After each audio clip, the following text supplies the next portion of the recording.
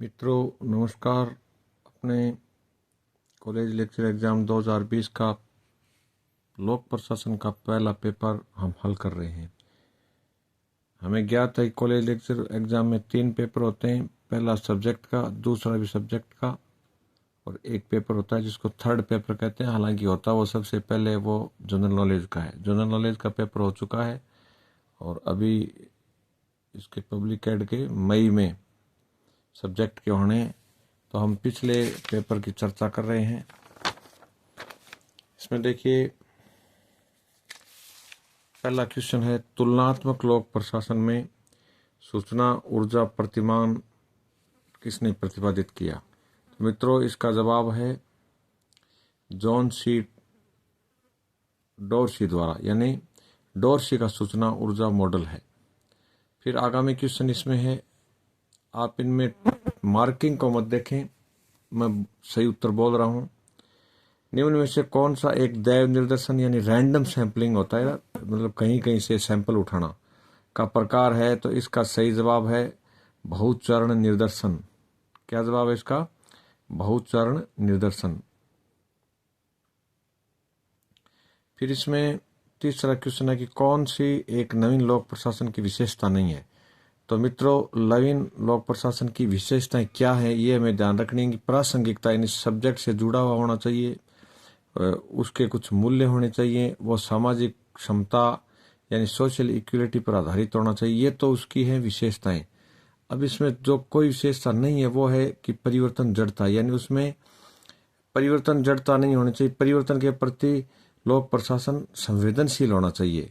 जड़ का अर्थ है कि वो मतलब परिवर्तन को स्वीकार ही नहीं करे, ऐसा नवीन लोक प्रशासन में नहीं होना चाहिए। चौथा क्वेश्चन है, कौन सा एक भारत में अर्ध न्यायिक निकाय नहीं है। तो मित्रों जिला और सत्र न्यायालय ये पूर्ण न्यायिक है, अर्ध न्यायिक नहीं है। और बाकी जो केंद्रीय प्रशासनिक अधिकरण है ये सेंट्रल के कर्मचारियों की शिकायतें न्यायिक रूप से सुनता है, तो ये अर्ध न्यायिक है। राज्य सिविल सेवा अपीलीय प्राधिकरण ये भी अर्ध न्यायिक है। और आयकर अपीलीय अधिकरण यानी इनकम टैक्स अपीलेट अथॉरिटी ये भी अर्ध न्यायिक निकाय है। तो न्यायिक निकाय हम जिला और सत्र न्यायालय को कहेंगे, अधीनस्थ न्यायालय को जो जैसे मुंसिफ कोर्ट है, सीजेएम कोर्ट है, उनको कहेंगे, हाई कोर्ट को भी मानेंगे, सुप्रीम कोर्ट को भी मानेंगे। इसमें पांचवा क्वेश्चन है, निम्नलिखित उपागम, उपागम कहते हैं सिद्धांतों को या अध्ययन के दृष्टिकोण को, उपागमों में से कौन सा एक व्यवस्था तंत्र और उसके परिवेश के मध्य संबंधों के अध्ययन से संबंधित है। तो इस मतलब परिवेश यानी वातावरण आ गया तो विज्ञान पढ़ा हुआ व्यक्ति तुरंत इसका जवाब देगा कि वातावरण का अर्थ परिस्थिति की उपागम हो गया। इसमें दूसरा विकल्प भी देखना नहीं अपने को, परिवेश शब्द आते ही परिस्थिति के उपागम करेंगे। फिर आगामी क्वेश्चन है, छठा क्वेश्चन है, ये वक्तव्य दिए गए हैं, इनमें सत्य कथन आपको छांटना है कि सामान्य न्यायालयों की तुलना में प्रशासनिक न्याय निर्णय अधिक सुविधाजनक और सुलभ है, ये कथन है। दूसरा कथन है, प्रशासनिक न्यायालय की प्रक्रियाओं में एक रूपता देखने को मिलती है। मित्रों इसका सही जवाब ए है, यानी केवल इसमें एक सही है, बाकी दूसरा कथन जो है वो सत्य नहीं है। सामान्य न्यायालय की तुलना में प्रशासनिक न्याय निर्णय अधिक सुविधाजनक और सुलभ है, यही सही है। फिर आगामी क्वेश्चन है सातवां, निम्न में से किस एक सिद्धांत का ये मानना है कि मनुष्य में महत्वाकांक्षा का अभाव होता है और वे परिवर्तन विरोधी होते हैं। ये मित्रों एक्स सिद्धांत है, यानी मनोबल से संबंधित एक सिद्धांत है, एक्स और वाई सिद्धांत, यानी द्विघटक सिद्धांत है। एक्स सिद्धांत यह कहता है कि मनुष्य कामचोर और आलसी होता है, वो किसी भी परिवर्तन का विरोधी होता है, स्वतः उस प्रेरणा से काम नहीं करता। जबकि वाई सिद्धांत इसी विद्वान ने दिया था जिसने एक्स दिया है, वाई में वो उल्टा कर देता है कि वाई ये कहता है कि मनुष्य स्वभाव से काम के प्रति सजग होता है, वो स्वतः प्रेरणा से काम करता रहता है और मनुष्य एक लगनशील प्राणी है। मतलब एक्स और वाई एक ही विद्वान के हैं लेकिन दोनों एक दूसरे के प्रति उल्टे हैं। फिर आठवां क्वेश्चन है, सिद्धांत वाई नेतृत्व शैली से संबंधित निम्नलिखित कार्यों में से कौन सा एक सही नहीं है। तो मित्रों इसका इनमें यह है कि भागीदारी नेतृत्व उत्तरदायित्व को हतोत्साहित करती है, हतोत्साहित नहीं करता। भागीदारी नेतृत्व सबसे बढ़िया माना जाता है, वो उत्तरदायित्व को प्रोत्साहित करता है। देखिए, हतोत्साह और प्रोत्साह शब्द का जिस बच्चे को जवाब आता है वो ये प्रश्न बिना पढ़े ही कर सकता है। 9वां क्वेश्चन है, नियंत्रण और संप्रेषण के विज्ञान को क्या कहते हैं? तो इसका जवाब है साइबरनेटिक्स। क्या कहते हैं? साइबरनेटिक्स। अब हम आगामी 10वां क्वेश्चन कर रहे हैं। 10वां क्वेश्चन है, यह एक विद्वान का कथन है कि यदि हमारी सभ्यता विफल होती है तो यह मुख्यतः प्रशासन के ध्वस्त होने के कारण होगा। यह कथन किसने दिया? इसका मित्रों जवाब है बी डोनहम। डोनहम का यह सिद्धांत वक्तव्य है। फिर आगामी 11वां क्वेश्चन है कि निम्नलिखित में से कौन सा एक प्रत्यायोजित विधान का उत्पाद नहीं है? यानी प्रत्यायोजित विधान में नियम भी दिए जाते हैं, विनियम भी दिए जाते हैं, उपविधियां दी जाती है। संसदीय अधिनियम से प्रत्यायोजित विधान नहीं होता, तो इसका जवाब है संसदीय अधिनियम। फिर आता है 12वां क्वेश्चन, निम्नलिखित में से किसने विधि के शासन के सिद्धांत को विकसित किया है?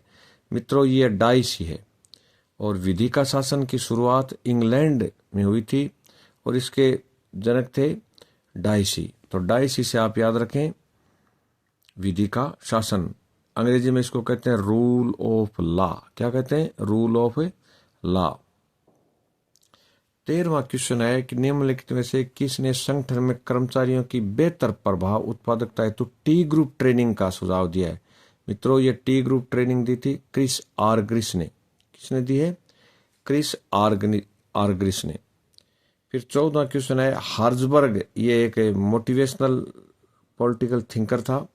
हर्जबर्ग के अनुसार अभिप्रेरण कारकों में क्या क्या चीजें सम्मिलित हैं? तो इसका जवाब है मित्रों मान्यता और उपलब्धि। ये दो ही चीजें हर्जबर्ग के अनुसार अभिप्रेरक कारक हैं। हम डिटेल्स इनके पढ़ेंगे कि अभिप्रेरक कारक कौन से हैं, संतुष्टिदायक कौन से हैं। तो वेतन और सुरक्षा ये अभिप्रेरण कारक नहीं है।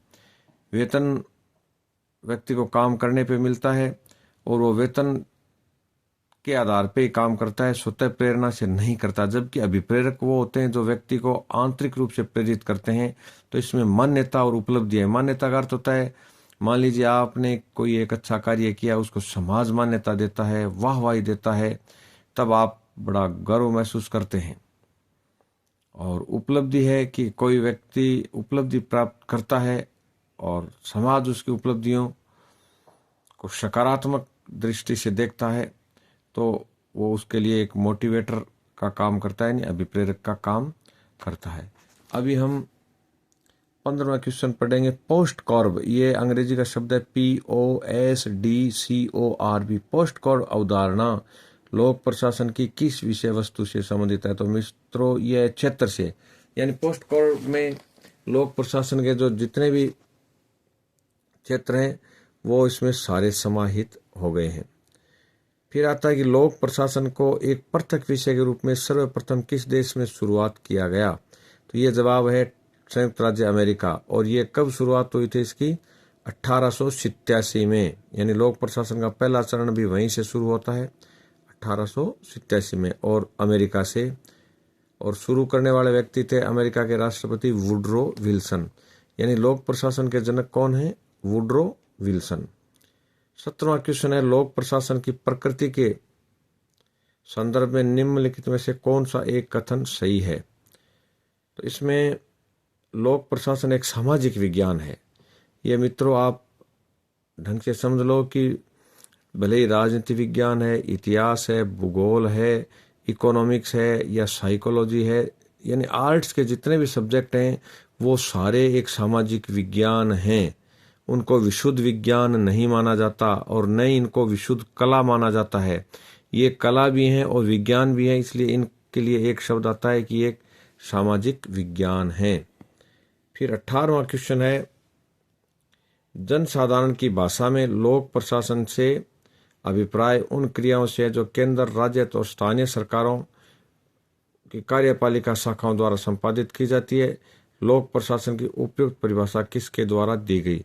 तो मित्रों केवल कार्यपालिका से संबंधित करने वाला व्यक्ति है साइमन हर्बर्ट साइमन। ये लोक प्रशासन की एक संकुचित विचारधारा है।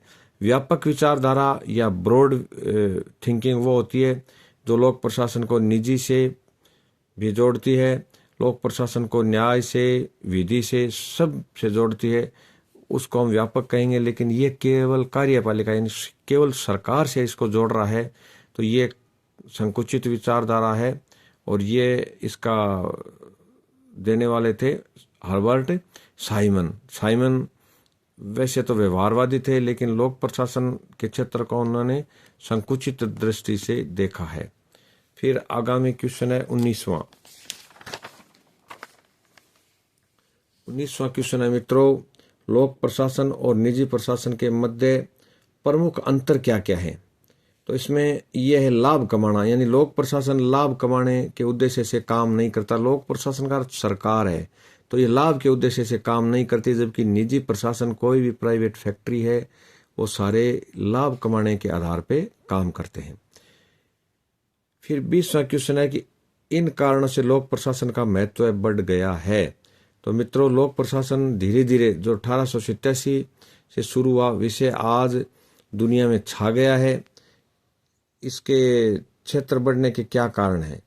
तो इनमें एक तो है कि लोक कल्याणकारी राज्य की जो अवधारणा है दिन प्रतिदिन बलवती होती जा रही है, इसलिए भी लोक प्रशासन का क्षेत्र बड़ा है।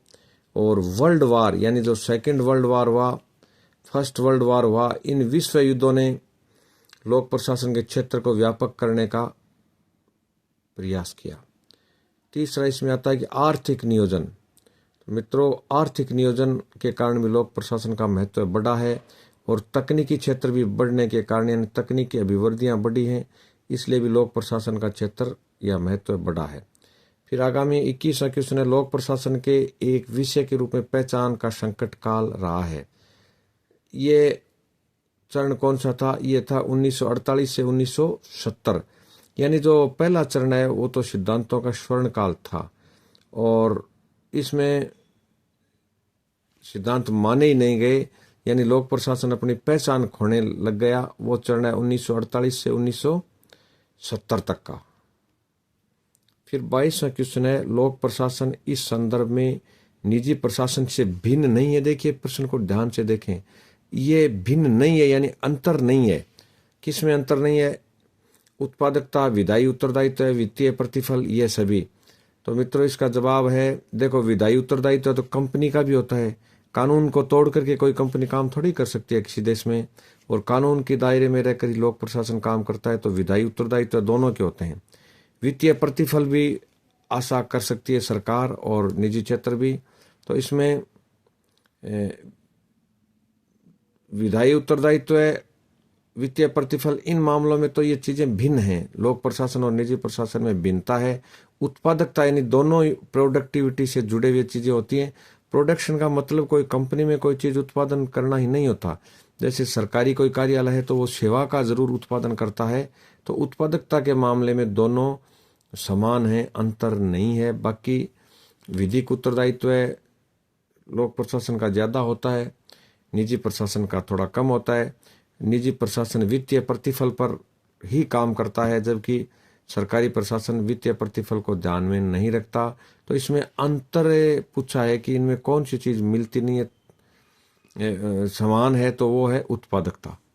फिर इसमें आगामी 23वां क्वेश्चन है, लोक प्रशासन विषय की जड़ें सबसे ज्यादा किससे जुड़ी हुई हैं। तो मित्रों हम सबको पता है कि राजनीति विज्ञान से, यानी लोक प्रशासन के जो प्रारंभ काल के विज्ञान थे वो सारे विद्वान थे, वो सारे के सारे पॉलिटिकल साइंस से आए थे। अच्छा, इसमें एक क्वेश्चन एक ये भी आ सकता है कि राजस्थान में लोक प्रशासन किस विषय के साथ जुड़ा हुआ है या किस यूनिवर्सिटी से शुरू हुआ था पहले। तो मित्रों राजस्थान में लोक प्रशासन विषय राजस्थान विश्वविद्यालय में शुरू किया गया और इसको इकोनॉमिक्स के साथ जोड़ा गया था राजस्थान में। बहुत इंपॉर्टेंट बात है, ऑल इंडिया में, ऑल वर्ल्ड में कहीं भी ये इकोनॉमिक्स से जुड़ा हुआ नहीं था, ये सिर्फ पॉलिटिकल साइंस से जुड़ा हुआ था। लेकिन अपवाद स्वरूप राजस्थान में इकोनॉमिक्स के साथ इसको शुरू किया गया राजस्थान विश्वविद्यालय में पहले, सबसे पहले। फिर आता है एक इस क्वेश्चन ये भी आ सकता है कि आईएएस में ऑप्शनल सब्जेक्ट के रूप में लोक प्रशासन को कब मान्यता मिली, क्योंकि एक नवीनतम सब्जेक्ट है। लूथर गुलिक के अनुसार संगठन के क्या आधार होते हैं? तो मित्रों, लूथर गुलिक ने 4P का सिद्धांत दिया, यानी 4 पे। इसमें प्लेस, प्रोसेस, इस प्रकार के इनके अर्थ हैं। तो इनमें संगठन के आधार उसने 4 माने हैं। 25वां क्वेश्चन है, निम्नलिखित में से कौन सी एक औपचारिक संगठन की विशेषता नहीं है? तो मित्रों, इसका जवाब है सामाजिक संबंध। औपचारिक संगठन जो होता है वो सामाजिक संबंधों पे कभी बल नहीं देता। जैसे स्कूल है, हॉस्पिटल है, सरकारी कोई चीजें हैं, उनमें नियम पहले होते हैं, समाज बाद में होता है। जबकि अनौपचारिक संगठनों में सामाजिक नियम पहले होते हैं, औपचारिकताएं बाद में होती हैं। तो इसका जवाब है कि सामाजिक संबंधों पर औपचारिक संगठनों में बल नहीं दिया जाता। 26वां क्वेश्चन है, किसे लोक प्रशासन विषय की प्रथम पाठ्य पुस्तक के रूप में मान्यता दी गई? तो मित्रों, इसका जवाब है introduction to the study of public administration. ये लोक प्रशासन की पहली किताब थी। बी में उत्तर है इसका, introduction to the study of public administration. 27वां क्वेश्चन है, निम्नलिखित में से कौन सा विद्वान राजनीति प्रशासन द्विविभाजन से संबंध रहा है? यानी द्विविभाजन का अर्थ यह है कि कुछ विद्वान ये मानते हैं कि राजनीति विज्ञान अलग है, लोक प्रशासन अलग है। जब जो द्विविभाजन के विरोधी हैं वो ये मानते हैं कि राजनीति विज्ञान और लोक प्रशासन एक ही चीज है। तो इसमें वुड्रो विल्सन द्विविभाजन से संबंधित हैं। विल्सन ये मानते थे कि राजनीति अलग चीज है और प्रशासन अलग चीज है, तो वो द्विविभाजन के समर्थक थे। इसको विल्सन डाइकोटोमी भी कहते हैं, यानी विल्सन डाइकोटोमी का अर्थ है, डाइकोटोमी का अर्थ होता है दो। तो वुड्रो विल्सन लोक प्रशासन को और राजनीति को दो चीजें मानते थे। 28वां क्वेश्चन है, लोक प्रशासन में प्रशासनिक विधि का अध्ययन मूलतः इस विषय से लिया गया है। तो प्रशासनिक विधि, विधि शब्द आते कानून हो गया। इसको प्रश्न को ज्यादा गंभीरता से लेने की आवश्यकता ही नहीं है। विधि शब्द का अर्थ है, विधि को अंग्रेजी में लॉ कहते हैं, कानून को भी लॉ कहते हैं। अब हम 29वां क्वेश्चन कर रहे हैं। 29वां क्वेश्चन है, एक पद सोपान। पद सोपान क्या होता है मित्रों? कि जैसे 3rd ग्रेड टीचर है, उसके ऊपर 2nd ग्रेड टीचर है, फिर 1st ग्रेड टीचर है, फिर प्रिंसिपल है, फिर उस पर डीओ है, सीबीओ है। इस प्रकार का जो सिस्टम है इसको पद सोपान सिस्टम, और अंग्रेजी में इसका नाम है हायरार्की सिस्टम कहते हैं। तो ये पद सोपान संगठन का सामान्यतः आकार होता है पिरामिड जैसा। देखिए, किसी भी ऑफिस में नीचे के कर्मचारियों की संख्या ज्यादा होती है, उससे ऊपर वाले थोड़े कम। लास्ट में किसी भी विभाग में, जैसे राजस्थान पुलिस में 1 डीजी है, फिर उससे नीचे चलते हैं तो महानिरीक्षक करीबन 15 हैं, फिर और नीचे चलते हैं तो एसपी जिलों में बहुत, प्रत्येक जिले में 1-1 हैं, फिर डीएसपी और ज्यादा हैं, फिर सीआई और सब इंस्पेक्टर और ज्यादा हैं। इस प्रकार जो भी नीचे चलते हैं तो ये पिरामिड का रूप लेता जाता है, और नीचे ही नीचे सबसे ज्यादा संख्या होती है, नफरी ज्यादा होती है, और ऊपर ज्यों की ओर बढ़ते हैं तो ये संख्या घटती जाती है। इसमें 30वां क्वेश्चन है, कौन सा एक नियंत्रण की सीमा का निर्धारक नहीं है? तो मित्रों, इसमें अधीनस्थ का नियंत्रण की सीमा पर कोई फर्क नहीं पड़ता, बाकी काम का फर्क पड़ता है, समय का भी होता है, स्थान के आधार पर भी कंट्रोल हो सकता है। तो ये कंट्रोलिंग से संबंधित है। और इसमें 31वां क्वेश्चन है, निम्न में से कौन सा एक संगठन का आधारभूत तत्व नहीं माना जाता है? तो इसका जवाब है प्राधिकार। देखो, ये वही आ गए लूथर गुलिक वाले 4P। इसमें पर्पज यानी उद्देश्य, प्रोसेस यानी प्रक्रिया, पर्सन यानी व्यक्ति, और एक इसमें प्लेस अलग रह गया। तो प्राधिकार संगठन का आधारभूत तत्व नहीं माना जाता है। बाकी ये 4P आप इसको ढंग से याद करें। 32वां क्वेश्चन है, कौन सा एक अनौपचारिक संगठन का लक्षण है? तो मित्रों, समाज और व्यक्तिगत संबंध अनौपचारिक संगठन में बनते हैं, औपचारिक संगठन में व्यक्तिगत संबंधों पर बल नहीं दिया जाता। फिर 33वां क्वेश्चन है, एल उर्विक द्वारा संगठन के कितने सिद्धांत प्रतिपादित किए गए हैं? तो मित्रों, इसका जवाब है 5। उर्विक ने POCCA का उदाहरण दी थी, नहीं सॉरी, इसका जवाब है 8। उर्विक ने आप याद रखें, उर्विक ने संगठन के 8 सिद्धांत तय किए थे और हेनरी फेवल ने कितने सिद्धांत दिए? 14। तो 14 सिद्धांत संगठन के दिए हेनरी फेवल ने और उर्विक ने 8 सिद्धांत दिए थे। फिर इसमें 34वां क्वेश्चन आता है, प्रशासनिक संगठनों में निम्नांकित में से कौन सी प्रत्यायोजन की सीमाएं हैं? प्रत्यायोजन क्या होता है कि जैसे मान लीजिए जिला शिक्षा अधिकारी अपना कुछ काम प्रिंसिपल को सौंप देता है या नीचे के किसी अधिकारी को सौंप देता है, या पुलिस का SP अपने कुछ काम DSP को सौंप देता है या थानेदार को सौंप देता है, तो वो चीज है प्रत्यायोजन। प्रत्यायोजन की कौन सी सीमाएं होती हैं? परिस्थिति विशेष ये भी सीमा है। कार्य की प्रकृति, कार्य जितना जटिल प्रकृति का होगा प्रत्यायोजन उतना ही कठिन होगा। और संप्रेषण यानी भाषा, ये भी बहुत जरूरी है। ये चीजें प्रत्यायोजन की सीमाएं हैं, तो इसका उत्तर है सभी। 35वां क्वेश्चन है, निम्नांकित में से किस विचारक ने इस बात पर जोर दिया कि समन्वय संगठन का प्रथम सिद्धांत है? तो मित्रों इसका जवाब है जेम्स डी मुने। क्या नाम है?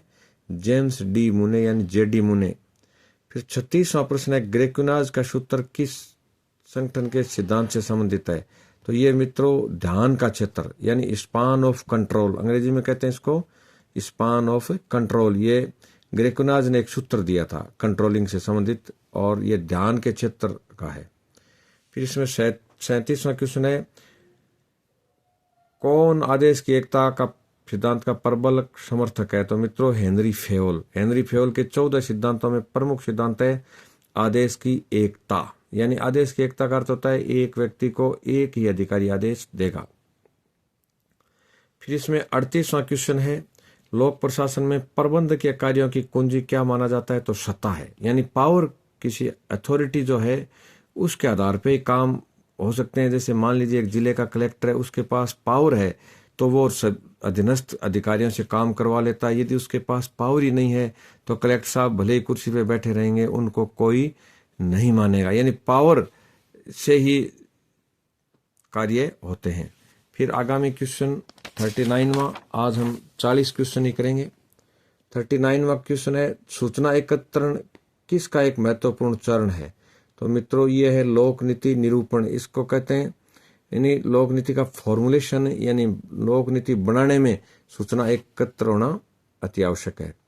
40वां क्वेश्चन है, गैर सरकारी संगठन जो NGO कहलाते हैं, नॉन गवर्नमेंट ऑर्गेनाइजेशन, या इनका अन्य नाम है सिविल सोसाइटीज भी इनको कहते हैं। गैर सरकारी संगठन लोक नीति की इस प्रक्रिया में महत्वपूर्ण भूमिका निभाते हैं। किसकी? निरूपण और क्रियान्वयन दोनों में, यानी लोक नीति बनाने में भी NGO की महत्वपूर्ण भूमिका होती है और इसके क्रियान्वयन में भी गैर सरकारी संगठनों की महत्वपूर्ण भूमिका होती है। धन्यवाद मित्रों, कल हम 41वें क्वेश्चन से शुरू करेंगे और ये हमारा जो सिद्धांतों वाला पेपर है, फर्स्ट पेपर है, वो कर रहे हैं हम।